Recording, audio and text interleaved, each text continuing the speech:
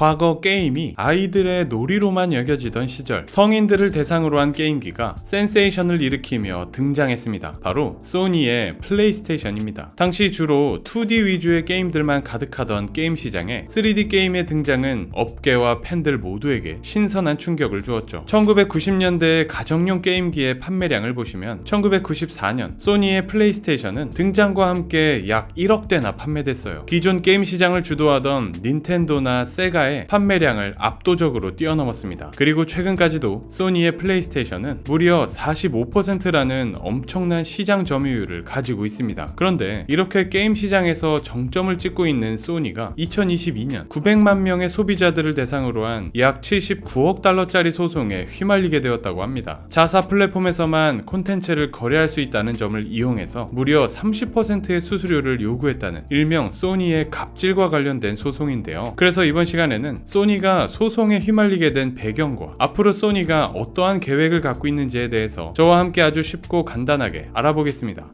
과거 플레이스테이션은 최초로 CD-롬을 도입하여 게임 CD를 직접 넣어서 플레이하는 형태였어요. 그래서 게임 개발사들은 오프라인 매장에 게임을 유통해야 했고 소비자들은 직접 발로 뛰며 게임 CD를 사러 다녀야 했습니다. 그러다 사지도 못한 채 매진이라도 되면 주변 친구들에게 빌려서 게임을 하거나 아예 게임을 즐기지 못하는 경우도 생기곤 했어요. CD와 같은 유형 컨텐츠의 대표적인 불편 요인 중 하나였죠. 게임 개발사 입장에서도 이 부분은 큰 고민거리였습니다. 더 많은 사람들이 우리 게임을 즐기면 좋았지만 이른 매진 때문에 그렇게 하지 못하는 경우도 있었고요. 반대로 애초에 너무 많이 생산해버려서 재고가 남아버리는 경우도 생기게 되었습니다. 이것을 해결하는 일이 업계의 큰 숙제였죠. 이에 소니는 이 문제를 해결하고자 좋은 해결책을 내놓게 됩니다. 바로 DLC 방식을 도입하는 거였어요. 이는 쉽게 말씀드리면 온라인을 통해 콘텐츠를 배포하는 방식인데요. 인터넷만 연결되어 있다면 집에서도 간편하게 콘텐츠를 다운로드하여 즐길 수 있다는 말입니다. 한 번만 만들어 놓으면 무제한으로 다운로드할 수 있었기에 앞서 고민하던 문제들을 한 방에 해결한 셈이에요. 게다가 이 방식의 도입은 소비자들에게 또 다른 장점을 제공했는데 바로 평생 동안 게임을 소유할 수 있다는 점이었습니다. 내가 직접 게임을 삭제하지만 않는다면 다운받은 게임을 저장 공간에 보관해 놓을 수 있던 거예요. CD와 유형 콘텐츠처럼 따로 보관하거나 관리할 필요가 없어졌죠. 결과적으로 이런 편리함이 소비자들에게 큰 인기를 얻게 되며 소니 또한 자사 플랫폼인 플레이스테이션 스토어까지 만들게 되었습니다. 현재 우리가 스마트폰 앱을 다운받는 애플 스토어나 구글 플레이와 비슷한 거라고 볼 수 있는데요. 이를 통해 소니는 게임에만 그치지 않고 영화, TV쇼 콘텐츠까지 확장하며 소비자들에게 더 많은 콘텐츠를 제공했고요. 기존의 플레이스테이션의 시장 점유율이 워낙 높다 보니 플레이스테이션 스토어는 빠른 속도로 성장하며 세계에서 가장 큰 마켓플레이스 중 하나로 자리매김하게 됩니다. 그런데 이렇게 잘 나가던 플레이스테이션 스토어도 모두를 만족시킬 수는 없었습니다. 이 플레이스테이션 스토어에 존재하는 콘텐츠들을 모든 사람들이 구매할 수 있는 건 아니었기 때문인데요. 오로지 플레이스테이션이나 이와 관련된 기기를 사용해야 콘텐츠를 구매할 수 있었죠. 또한 게임 개발사들도 플레이스테이션 스토어에 게임을 배포하기 위해서는 플레이스테이션 전용 게임을 따로 만들어 제공해야 합니다. 플레이스테이션 스토어를 통해 구입하지 않았다면 플레이스테이션으로는 게임을 플레이할 수 없다는 얘기예요. 어쩌면 당연한 이야기일 수 있을 것 같지만 바로 이 부분이 오늘 소송 이야기의 가장 중요한 부분을 차지합니다. 콘텐츠를 거래하는 루트가 하나의 플랫폼에 한정되면 해당 플랫폼에 막강한 힘이 실리게 됩니다. 대표적으로 가격을 책정하는 것에 있어서 가장 큰 영향을 미칠 수 있게 되죠. 소니 역시 마찬가지였어요. 높은 가격을 책정하고 그에 대한 수수료를 챙기며 수익을 최대한 높여왔던 거예요. 이러한 행위가 이번 소송의 주요 원인입니다. 이번 소송은 영국의 약 900만 명의 소비자를 대표하는 한 사람에 의해 제기되었는데 그 주인공은 알렉스 닐. 그녀는 소비자의 권리를 위해 싸우는 컨슈머 보이스의 창립자이자 CEO입니다. 그녀가 주장하는 내용을 구체적으로 살펴보면 첫째, 소니는 자신들의 운영체제를 제외하고는 다른 운영체제에서 게임을 하지 못하도록 제재했다. 둘째, 게임 개발사들이 오직 플레이스테이션 스토어를 통해서만 게임과 추가 콘텐츠를 판매하도록 했다. 셋째, 소니는 플레이스테이션 스토어를 통해 이루어진 구매에 대해 무려 무려 30%라는 엄청난 수수료를 부과했다 입니다. 그녀는 소니가 이러한 갑질을 통해 소비자들에게 부당한 요구를 해왔다고 주장했습니다. 정리하면 자사 플랫폼으로 생산을 강요하고 과도하게 높은 요금을 부과했다는 거였죠. 그리고 이 소송의 법적 근거는 소니가 1998년 영국에서 제정된 경쟁법 제2장을 따르지 않았다는 것이었습니다. 즉, 지배적인 위치에 있는 기업은 그 지위를 남용해서는 안 된다 라는 점을 어겼다는 거였어요. 하지만 이러한 소비자들의 강력한 반발, 소송 의지와 달리 소니는 매우 담담한 입장이었습니다. 왜냐하면 영국의 경우 이러한 집단 소송은 경쟁 항소재판소의 승인이 필요했기 때문인데요. 이곳은 경쟁법과 관련된 소송에 대해 재판으로 넘길 정도로 심각한지 판단해주는 역할을 하는 곳인데요. 원래 경쟁 항소재판소는 이러한 건에 대해 재판으로 넘기는 일이 드물었다고 합니다. 그래서 소니는 이 소송이 받아들여지지 않을 거라는 확신이 있었죠. 그런데 소니의 이런 자신감은 한순간에 박살나버리게 됩니다. 예상과는 다르게 2023년 11월 경쟁 항소법원에서 릴의 소송을 승인한 것이었죠. 이로써 소니는 만약 이 소송에서 패소한다면 약 79억 달러에 달하는 금액을 900만 명의 소비자들에게 분배해야 합니다. 소니는 당장 이 소송에 대한 공식적인 입장을 밝히지는 않고 있다고 해요. 향후 법적 절차를 통해 대응할 것이라고 예상되고 있는데요. 그렇지만 소송의 결과를 떠나서 이 소송은 게임 업계에 생각보다 더 큰 파급 효과를 불러왔습니다. PC 게임계에서 명성이 높은 기업인 밸브도 게임 개발사에 30%의 세금을 부과했다는 이유로 소송을 당한 거예요. 특히 밸브사가 소유한 플랫폼인 스팀의 경우 PC 게임 플랫폼 분야에서 무려 약 75%의 점유율을 차지하고 있거든요. 그러다 보니 밸브도 소니와 마찬가지로 높은 점유율을 이용해 개발사들의 갑질을 해왔던 겁니다. 이렇게 소니에서 시작되어 밸브로 이어진 연쇄적인 소송으로 인해 게임 업계는 긴장의 끈을 놓칠 수 없게 되었습니다. 언제 다시 또 다른 소송이 발생할지 알 수 없었으니까요. 물론 이러한 게임 업계의 긴장은 소비자들이나 게임 개발사들에 있어 꼭 나쁜 건 아니었습니다. 그래도 이러한 큰 일들을 겪으며 게임 업계가 한층 발전하고 성숙해지기를 기대할 수 있었거든요. 그런데 이러한 예상과 달리 큰 기대는 얼마 지나지 않아 큰 분노가 되어 돌아왔습니다. 2023년 어느 날 소니는 소비자들에게 갑작스러운 발표를 했어요. 그 내용인즉슨 2023년 12월 31일부터 콘텐츠 라이센스 계약으로 인해 구매한 디스커버리 콘텐츠를 더 이상 시청할 수 없으며 해당 콘텐츠는 삭제될 예정입니다 라는 내용이었죠. 어떠한 예고도 없이 일방적인 통보였습니다. 게다가 소니는 아무런 환불도 제공하지 않았고 아무런 사과조차 하지 않았습니다. 심지어 이러한 발표 전까지 소비자들은 자신이 구매한 콘텐츠들을 영원히 보유할 수 있을 거로 생각해왔거든요. 당연히 이러한 소니의 일처리에 소비자들은 분노할 수밖에 없었습니다. 그리고 이러한 소비자들의 분노는 소니 본사에까지 닿았는데요. 이에 못 이긴 소니는 결국 디스커버리와 라이센스 계약을 연장하게 되었죠. 소비자들은 다시 내가 구매했던 콘텐츠를 계속 이용할 수 있다는 것에 안도했어요. 하지만 이러한 조치도 임시 방편입니다. 나중에는 계약 종료 기간이 다시 도래할 것이기 때문에 이제 소니에서 영원히 소유할 수 있는 콘텐츠는 사라지게 되는 거죠. 그리고 이러한 사태를 겪는 건 비단 소니뿐만이 아니었습니다. 스팀에서도 소비자에게 콘텐츠를 구매해서 영원히 소유하는 것이 아니라 그저 일정 기간 동안 라이센스를 구매한다는 점을 알렸어요. 또 다른 게임 플랫폼인 블리자드도 마찬가지로 이러한 사실을 발표했죠. 이렇듯 대형 게임 회사들의 연이은 충격적인 발표는 소비자들에게 콘텐츠를 영원히 소유할 수 없음을 각인시켰습니다. 상황이 이러자 소비자들도 가만히 있지는 않았습니다. 이들은 다른 곳으로 눈을 돌리기 시작했는데요. 소비자들은 이제 디지털 콘텐츠보다는 소유할 수 있는 유형 콘텐츠인 DVD를 다시 구입하기 시작했습니다. 그나마 이 정도는 합법적인 선에서의 움직임입니다. 일부의 사람들은 합법을 벗어난 다운로드에 손을 대기도 했어요. 어차피 사라질 콘텐츠인데 돈을 내고 살 필요가 있나 싶은 거예요. 소비자 입장에서는 소니와 같은 대기업에 언제 발생할지 모르는 또 다른 횡포에 대비하는 것이었죠. 아무리 현재 대규모 소송 중이라고 할지라도 아직 소니는 시장의 절대적인 지배자였거든요. 그리고 소니도 이러한 점을 아주 잘 알고 있었습니다. 이는 소니의 최근 행보를 보면 잘 알 수 있는데요. 소니는 2024년 전략회의에서 새로운 사업 전략을 발표했어요. 게임, 영화, 음악 등 엔터테인먼트 그룹이 서로 시너지를 내기 위한 크리에이티브 엔터테인먼트 비전입니다. 2023년에는 세계의 엔터테인먼트 사업 부문이 그룹 전체 매출의 무려 약 60%를 차지했다고 해요. 그래서 소니는 이 엔터테인먼트 사업에 더 집중해서 모든 것을 한 번에 이용할 수 있는 단일 플랫폼을 개발 중이라고 합니다. 게임 플랫폼 중에서는 단연 최고인 플레이스테이션 스토어에 더해 소니 픽처스, 소니 뮤직 등을 연결하는 계획이에요. 마치 넷플릭스나 디즈니 플러스와 같은 영상 플랫폼을 뛰어넘어 게임의 음악까지 즐길 수 있는 거대한 플랫폼을 만들고 있는 거죠. 이렇게 되면 소니는 이 디지털 콘텐츠 시장에서 훨씬 더 막강한 권한을 갖게 될 텐데요. 이게 현실이 된다면 각 콘텐츠를 제공하는 업체들은 소니와 더 많은 라이센스 계약을 하려고 몰려들 수 있어요. 물론 이 모든 건 소니 입장에서 무척 좋은 일임은 분명합니다. 하지만 소니가 이렇게 거대해질 경우 오히려 역효과를 걱정하는 의견도 많습니다. 가격 책정이나 수수료 부분에서 이전과 같은 갑질이 다시 등장하고 그 피해가 고스란히 소비자를 향하지 않을까 하는 우려 때문인데요. 이렇듯 소비자와 게임 시장의 큰 기대와 더 큰 걱정 속에 소니는 격변의 시기를 보내고 있습니다.